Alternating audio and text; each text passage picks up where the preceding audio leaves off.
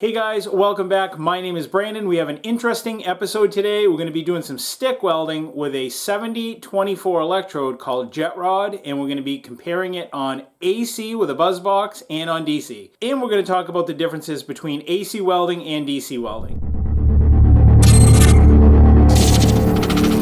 So this is what we got, guys. This is my first welder that I've ever struck a bead with. This is a AC only welder, 230 amps, runs on 240 volts.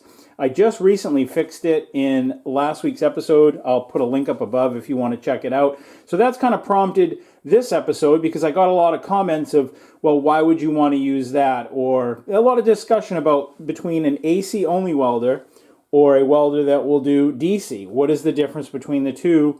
Why would you use one over the other? Well, we're going to talk about the benefits and the drawbacks of both, and we're going to run some rod that is pretty awesome. And we'll talk more about that here in a couple minutes. So back in the day, these types of welders, these were kind of like the rage. These were the thing. This was like a budget way to get into welding, and a lot of companies made them. Sears made them, Century made them, Montgomery Ward made them, Lincoln made them, just different versions, different cases, but they're all pretty much the same. And if you want to see what it looks like inside this, just click that link up above and you can see basically it's just a big massive transformer inside with a bunch of windings, and some of them have like a little turn wheel that moves a slide up and down through those windings to change the resistance. This one has like some clamps that you move up and down, but they're all pretty basic and they're super affordable. Since the cost of DC welders have come down considerably, a lot of people don't even use their AC welders anymore. They just park them in a corner and they've opted for the DC version. And we're going to talk about that too. When might you want to use this? You can find these online, usually pretty cheap. Another side term, they've called them AC buzz boxes. So without getting too in depth, to understand the differences between the two so we can talk about it moving forward, the big difference between the two is that the DC welder is direct current. It means it's constant current. It's whether you've selected to be on DC electrode positive or whether you've chosen to weld on DC electrode negative, regardless either way, that DC current is constant. It doesn't have an alternating or oscillating curve to it. It's just steady power. However, the AC welder has a curve to it. So briefly, this is your voltage. Here's the line of zero current. If you're welding DC positive, it's just constant current. It's welding solid. If you're DC negative, it's welding solid. This space right here represents time. When you're welding with AC, you actually have a period of zero current. Your voltage goes up, then it drops down, and then it comes back up. And it's doing that 60 times a second, that oscillating curve. So for that reason, one of the disadvantages to an AC welder is that the arc will extinguish because it's coming up to, let's just say, 100 amps up here. So you've got 100 amps up, it's coming back down, it's hitting zero, it's dropping below that and then coming back up. But because it's doing it so quickly, you don't really notice it. If you were to slow it down, it would literally be like on, off, on, off, on, off. But again, it's doing it 60 times a second, so you really don't notice it. But because of that alternating and oscillating current, it has a tendency to extinguish your rod. DC, on the other hand, has the benefits of being constant. Whether you're welding DC positive, you're going to get real crisp, good arc starts, and it's going to remain lit, and it's easy to keep it lit.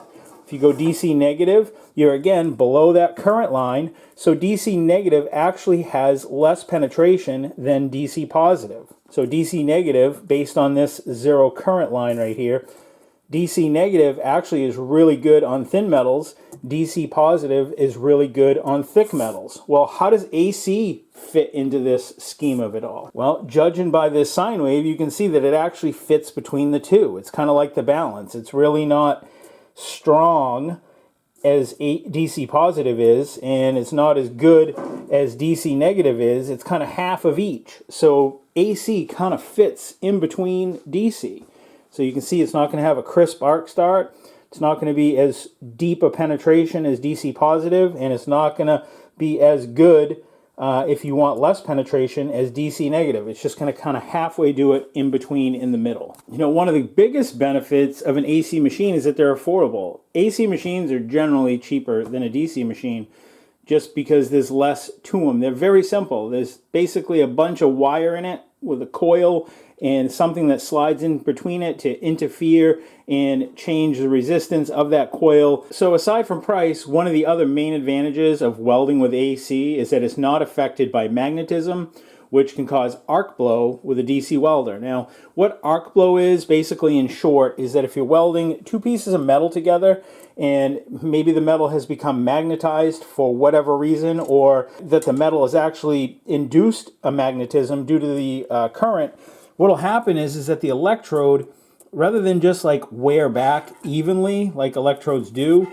one side will basically start to burn away, in that electrical field or that magnetic field is actually going to push the arc away. So it's going to create like a really wandery weld puddle. It'll make it real difficult to weld.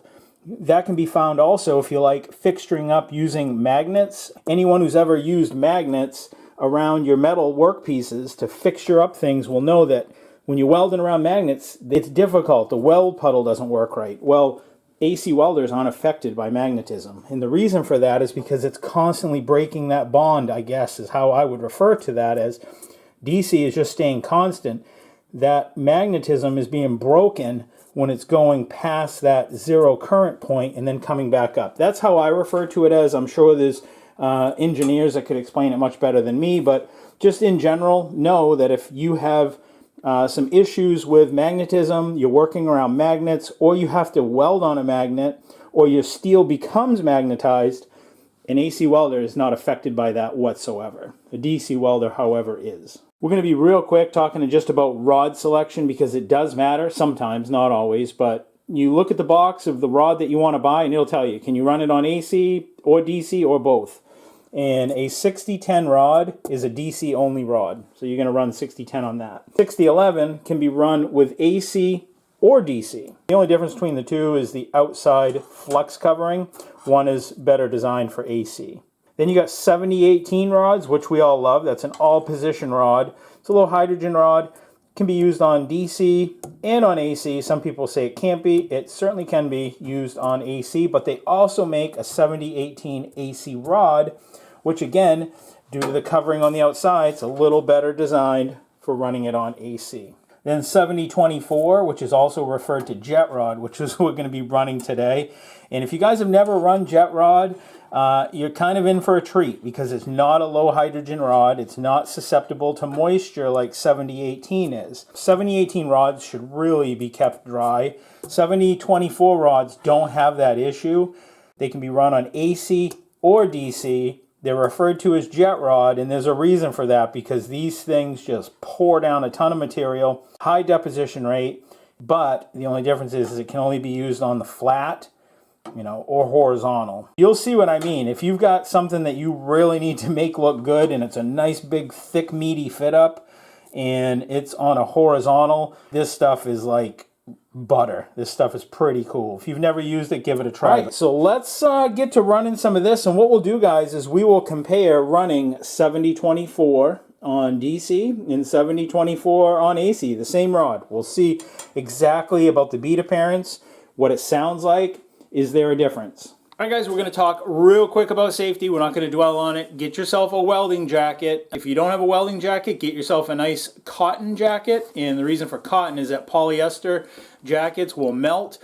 There's a lot of sparks and stuff that come off from stick welding. Make sure you got a nice set of stick welding gloves. Make sure you wear a respirator, because you don't want to be breathing in that garbage in your lungs. Make sure you got a good auto darkening welding hood, or at least a welding hood in general. Auto darkening hoods now have come down so much in price that they're pretty economical. Now, because the outer covering on these is just so thick that you got to run these at a real high amperage. So 1/8 inch 7024, which I've got it here in metric, 3.2 millimeters.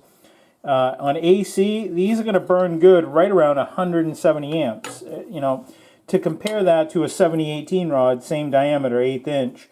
So, the 1/8 inch is based on the core size, not the exterior size, but the actual wire that runs down the middle. You know, 1/8 inch you'd run around 125. So because you got to burn off that extra thick outer covering, it just takes more amperage. So these are going to burn good right around 170 amps. All right, so the first thing I'm going to do, guys, I'm going to weld up some 1/8 inch plate. I'm just going to weld this. I'm going to get it tack welded first, and then I'm going to put it up so that this joint is on the flat, horizontal. And you'll see, basically this rod is so sweet. You basically just lay it in there. You just lay it in and let her burn, and she'll do an awesome looking bead. So let's get this thing fired up. We will set this on. We're going to want to be right around 170 amps right there, and we'll turn it on.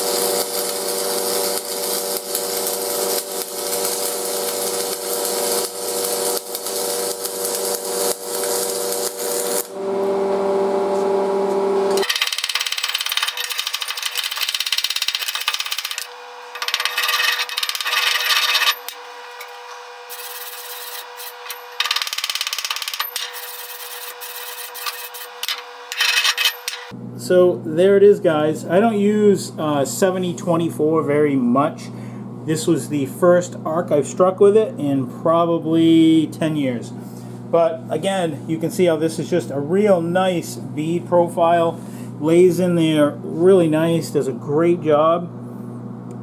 Look along that. But again, its limitations are it can only be used on the horizontal or flat. But like I said, I haven't welded with this rod in 10 years. I swear, this is the first arc I've struck in 10 years with this rod. You can achieve these same exact results.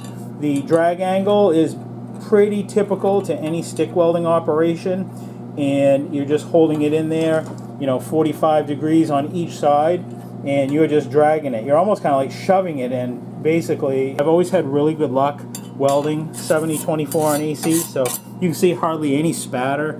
Very easy cleanup. It cleans up very similar to 7018. The slag usually just peels right off it. Let me flip it over, and we'll do the same thing on the other side, but this time we'll use DC. Now, if you're looking to do something where bead appearance is critical, this rod is awesome for that. It's good stuff.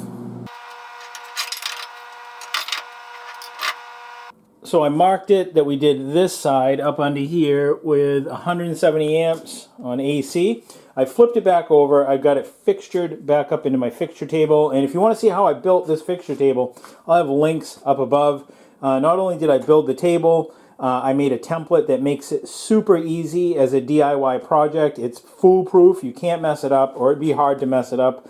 I fabbed up these clamps, and I fabbed up a bunch of more clamps. So if you guys are interested or thinking about setting yourself up with a fabrication table to just do welding and fabrication projects, I highly recommend it. Now I've got a little DIY fume extractor. I got like 60 bucks in that. That's super slick. Check that video out. It helps keep all the fumes out of the workshop. And here's another great resource if you don't have maybe the box that the rods came in and you're not really sure what you should be welding at. So here's a 7024 rod. And if you go to the Miller Welds settings website and click on stick welding, then you select the material that you're going to be welding, which we're going to be doing mild steel. Then we're going to select our electrode that we're going to use. And we're using 7024, 1/8 inch. So 1/8 inch, 7024 right there, 3.2 millimeter. And there we are, guys. 140 to 190 amps. Then it gives you all the details about the rod. Just a great resource, guys, if you're not sure what a rod is used for, or you don't have the box for it, or you just want some more information. That's a great resource to have. It's not just for stick welding. You can see you can do TIG welding, MIG solid wire, and MIG flux core.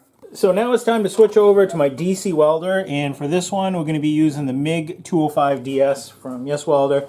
This one does MIG, TIG, and stick. This is a great all-around welder, so let's get this thing fired up and get this thing set. So it's already over onto the stick welder setting. Now all we gotta do is just set the amperage, and let's go right up around 170. So that way we have things somewhat consistent. I mean, obviously this is gonna be much more accurate than the setting on this because, look, there is no real graduation. You're just kind of putting it somewhere in that area, which appears to be 170. And I'm set up on DC electrode positive, meaning that the positive lead is going over to my electrode holder. Keep things fair, I'm going to use a brand new electrode. And let me know if you can hear a difference in the sound, guys, from when I was welding on AC versus when I was welding on DC. You should be able to hear a difference, but let me know.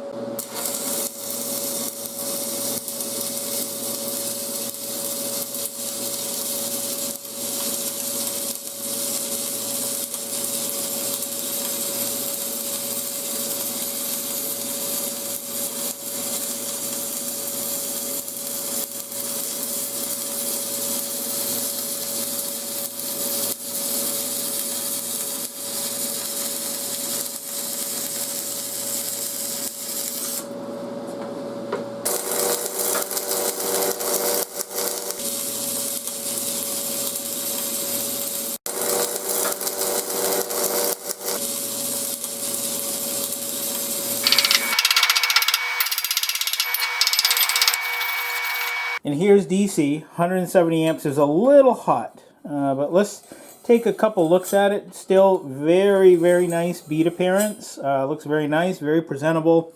Minimal spatter. I would say it's very consistent with AC, but again, a little hot. Looks like I have just a little bit of undercut right here. And you can see where I washed it out a little bit here, just because that edge was real close and it got hot and it washed it out. But yeah, slight bit of undercut. I think that's undercut, might be slag. But yeah, overall, I really didn't see much of a difference as far as like using it. If one was better than the other, they both went really well.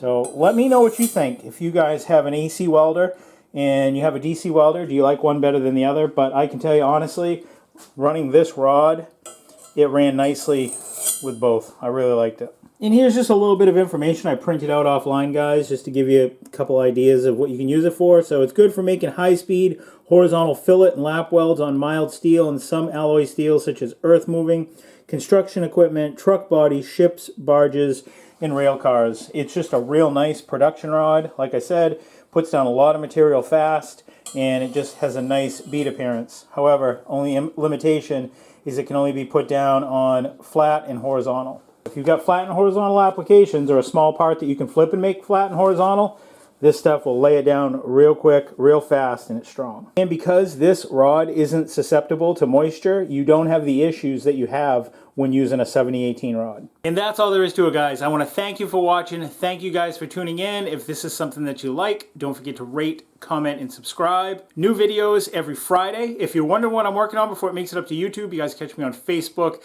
and on Instagram. I'll have links down below. If you haven't tried 7024 rod, get some. Try it. It's a treat. You're gonna love it. I promise. Until next week, guys, I will see you then. Take care. Stay safe. Like, comment, subscribe. Bye.